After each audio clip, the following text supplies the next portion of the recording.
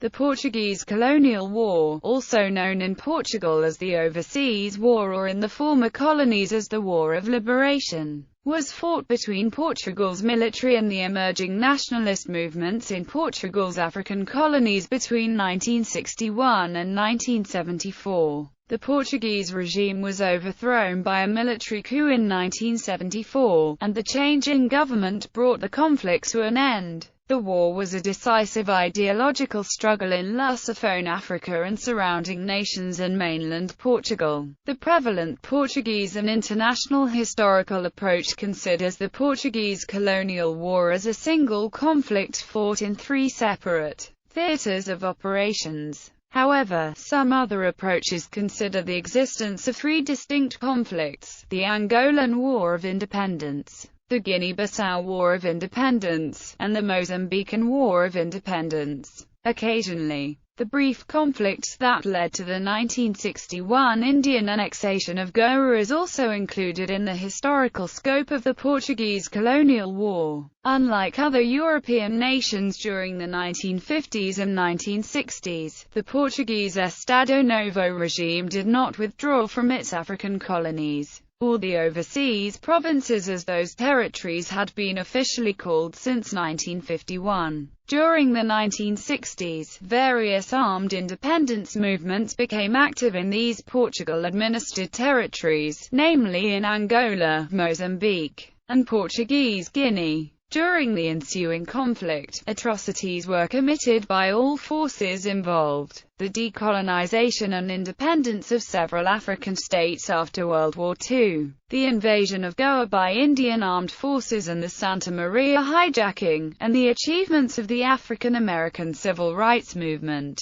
were also signs of the winds of change, supporting independence movements in Portuguese Africa. Throughout the war period, Portugal faced increasing dissent, arms embargoes and other punitive sanctions imposed by most of the international community. By 1973, the war had become increasingly unpopular due to its length and financial costs, the worsening of diplomatic relations with other United Nations members, and the role it had always played as a factor of perpetuation of the entrenched Estado Novo regime and the non-democratic status quo. The guerrilla forces of the People's Movement for the Liberation of Angola, National Liberation Front of Angola, National Union for the Total Independence of Angola in Angola, African Party for the Independence of Guinea and Cape Verde in Portuguese Guinea, and the Mozambique Liberation Front in Mozambique, succeeded in their 13-year-long pro-independence rebellions through guerrilla warfare after a military coup at Lisbon in April 1974. The coup was staged by low-ranking elements of the Portuguese armed forces, mostly veteran captains of Guinea, where the war had more human costs,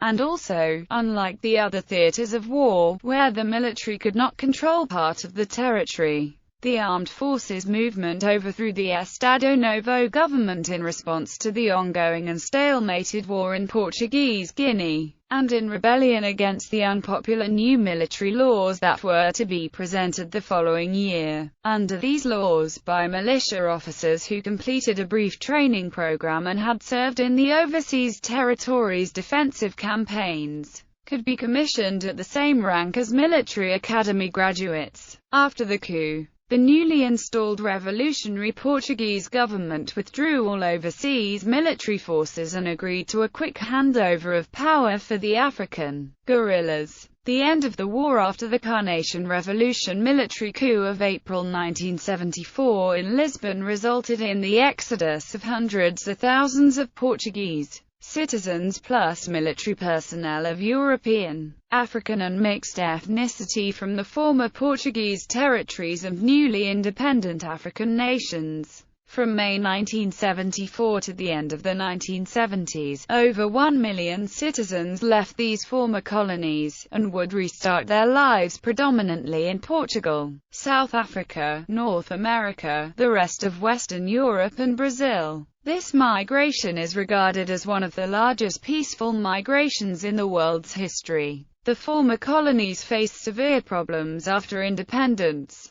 Devastating and violent civil wars followed in Angola and Mozambique, which lasted several decades, claimed millions of lives, and resulted in large numbers of displaced refugees. Economic and social recession, authoritarianism, lack of democracy and other elemental civil and political rights, corruption, poverty, inequality, and failed central planning eroded the initial revolutionary zeal, a level of social order and economic development comparable to what had existed under Portuguese rule, including during the period of the Colonial War, became the goal of the independent territories. The former Portuguese territories in Africa became sovereign states, with Agostinho Neto in Angola, Samora Machel in Mozambique, Luis Cabral in Guinea-Bissau, Manuel Pinto da Costa in São Tomé and Príncipe, and Aristides Pereira in Cape Verde as the heads of state.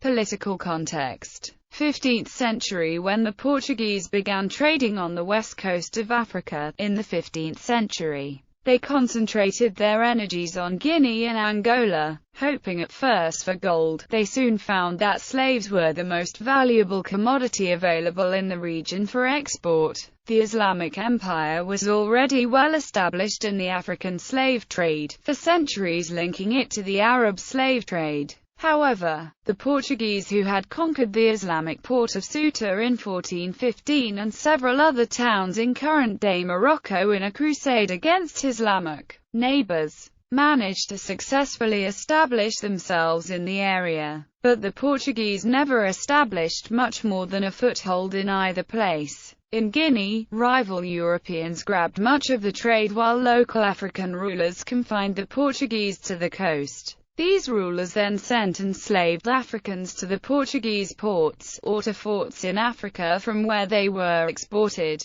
Thousands of kilometers down the coast, in Angola, the Portuguese found it even harder to consolidate their early advantage against encroachments by Dutch, British and French rivals. Nevertheless, the fortified Portuguese towns of Luanda and Benguela remained almost continuously in Portuguese hands. As in Guinea, the slave trade became the basis of the local economy in Angola. Excursions traveled ever farther inland to procure captives that were sold by African rulers. The primary source of these slaves were those captured as a result of losing a war or inter-ethnic skirmish with other African tribes. More than 1 million men, women and children were shipped from Angola across the Atlantic. In this region, unlike Guinea, the trade remained largely in Portuguese hands. Nearly all the slaves were destined for Brazil. In Mozambique, reached in the 15th century by Portuguese sailors searching for a maritime spice trade route.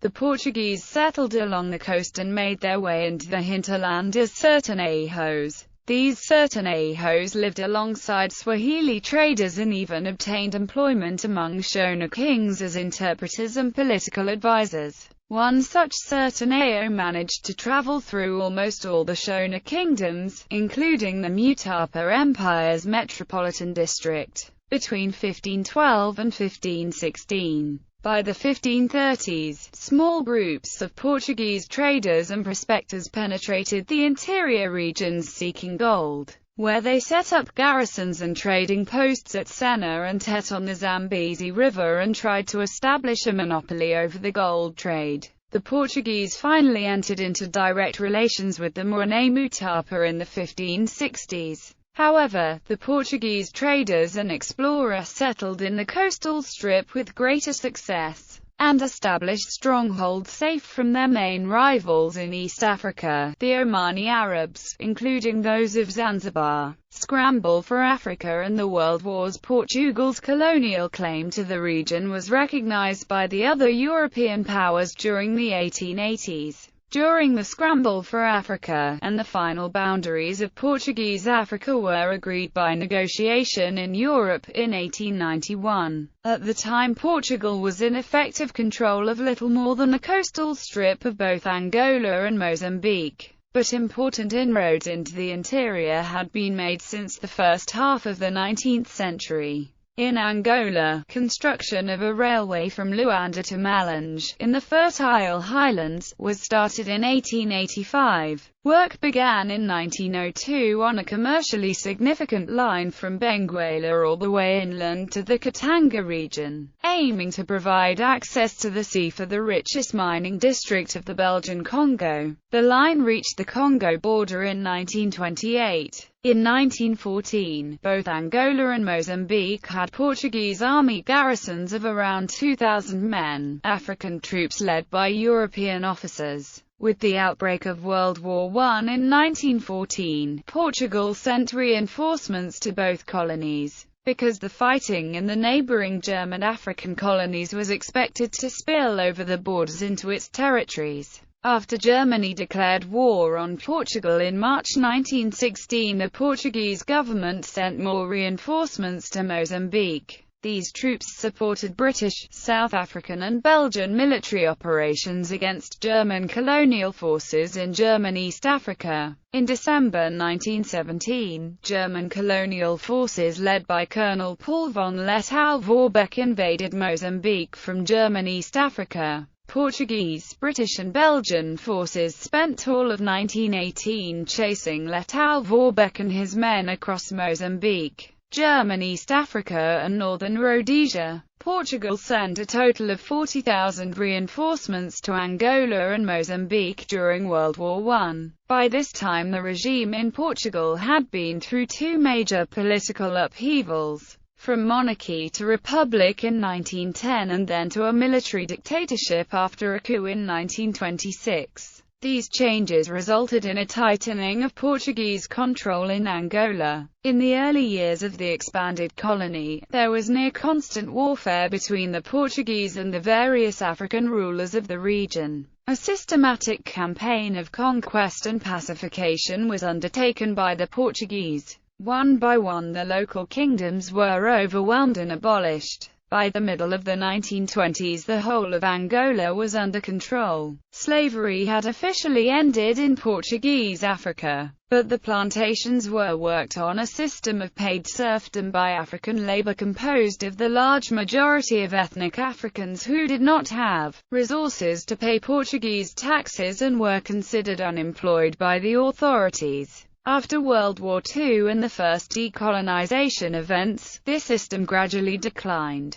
However, paid forced labor, including labor contracts with forced relocation of people, continued in many regions of Portuguese Africa until it was finally abolished in 1961. Post-World War II in the late 1950s, the Portuguese armed forces saw themselves confronted with the paradox generated by the dictatorial regime of the Estado Novo that had been in power since 1926. On the one hand, the policy of Portuguese neutrality in World War II placed the Portuguese armed forces out of the way of a possible East-West conflict. On the other hand, the regime felt the increased responsibility of keeping Portugal's vast overseas territories under control and protecting the citizenry there. Portugal joined NATO as a founding member in 1949, and was integrated within the military commands of NATO. NATO's focus on preventing a conventional Soviet attack against Western Europe was to the detriment of military preparations against guerrilla uprisings in Portugal's overseas provinces that were considered essential for the survival of the nation. The integration of Portugal in NATO resulted in the formation of a military elite that were critical in the planning and implementation of operations during the overseas war. This NATO generation ascended quickly to the highest political positions and military command without having to provide evidence of loyalty to the regime. The colonial war established a split between the military structure, heavily influenced by the Western powers with democratic governments, and the political power of the regime.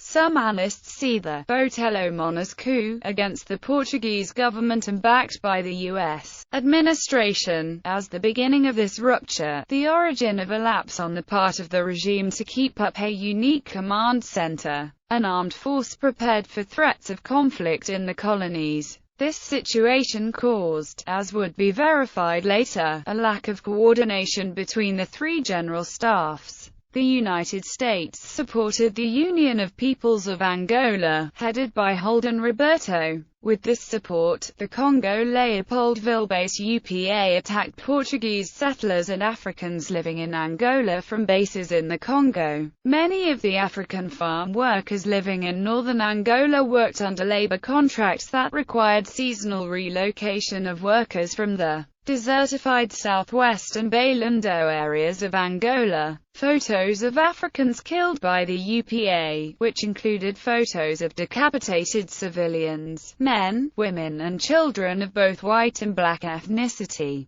would later be displayed in the UN by Portuguese diplomats. The emergence of labor protests, attacks by newly organized guerrilla movements, and the Santa Maria hijacking by Enrique Galvarro began a path to open warfare in Angola. According to historical researchers like José Freire Antunes, U.S. President John F. Kennedy sent a message to President Antonio de Oliveira Salazar advising Portugal to abandon its African colonies shortly after the outbreak of violence in 1961. Instead, after a coup led by pro-U.S. forces failed to depose him, Salazar consolidated power and immediately sent reinforcements to the overseas territories, setting the stage for continued conflict in Angola. Similar scenarios would play out in other overseas Portuguese territories.